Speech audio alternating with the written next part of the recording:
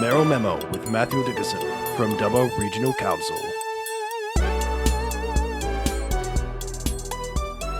Final time in 2022, catching up with Mayor Matthew Dickerson. Matthew, what's going on with Dubbo's water at the moment? Because there's people talking about smells. And, yeah, and I haven't smelt it, and so I don't know who's dealt it. Just you to bring in a fart reference into this. Oh, No, this is a chat with the mayor. We're going serious. Don't you dare play We that. have to be formal. No, seriously, Mr. Mayor, Matthew, what is the smell?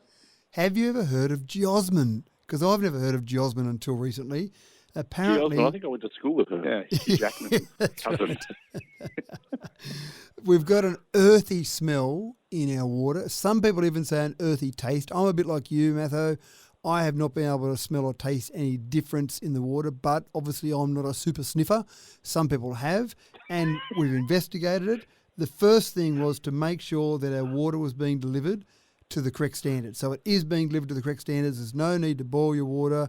It's all meeting the Australian guidelines or exceeding the Australian guidelines for drinking water. But we've worked out that the higher the normal level of geosmin is a substance, a compound that exists in water normally, in the earth normally, but it's only in very small levels. But with all this flooding, there's water coming or running off from areas that don't normally have water runoff, so it's bringing more geosmin into the water, and that's going through our water filtration plant because we don't normally try and get rid of it because it's okay, and that's why you're smelling that as it comes out the tap. So it's all okay.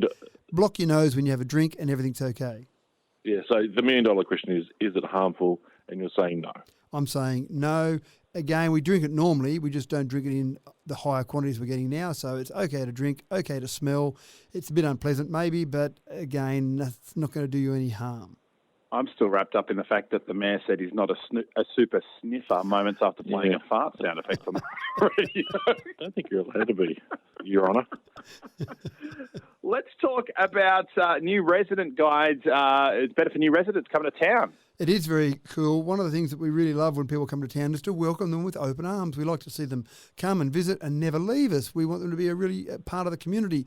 But it's hard when you move somewhere new. You think, where do I go and play sport or get my kids to line up to play sport? What service clubs do I get involved with? Where do I go shopping even? What radio stations do I listen to?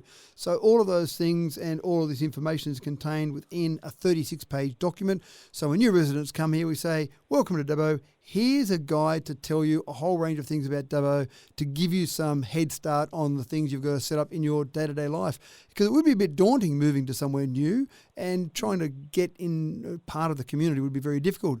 We also use it, though, as a marketing tool. When people ring us, as they regularly do, and say, hey, I've heard about Dubbo, I'd like to come there. What should I do? What do I need to know? We send them a new resident guide. So we say, when you do turn up on the doorstep, here are all the things you need to be able to do when you first turn up. So it's actually a really good tool and makes life easier for a lot of people when they turn up on our doorstep.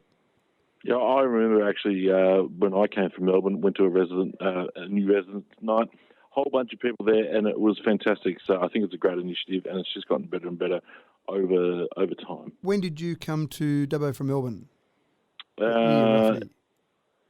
2009. Right. Oh, so it was this century. Yeah. I just thought you'd been here since the 1800s.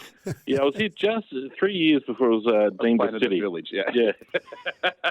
So we still do, sorry, Matho, we still do those. We still do new resident nights as well. Every quarter we do those. So they are a pretty exciting event as well. And we play a few games and find out information about where people have come from. I just think it's good that the council, because a lot of people have moved to Dubbo recently as well, so the council is taking care of new residents. It's good. It's a good, warm welcome. It is, and most people at those events say, this is fantastic.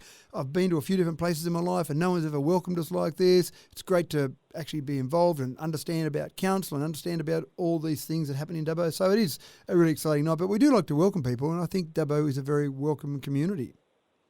Mayor Matthew Dickerson, thank you so much for your time this morning, and also thank you so much for catching up with us throughout 2022 as well. Yes. And here's to continuing these chats into 2023 with a bigger and better Dubbo moving forward. Yeah, that's right. And thank you for your time. Obviously, it's great to be able to talk to all your listeners out there.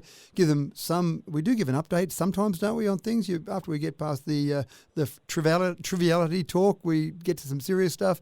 But it has been fantastic. So obviously for both of you, a big Merry Christmas from myself, and obviously for all of the residents, all of your listeners from Council, officially a very Merry Christmas, Happy New Year.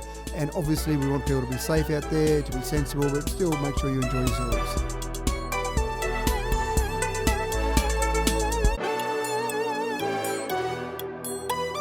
Merrill Memo with Matthew Dickerson from Dubbo Regional Council.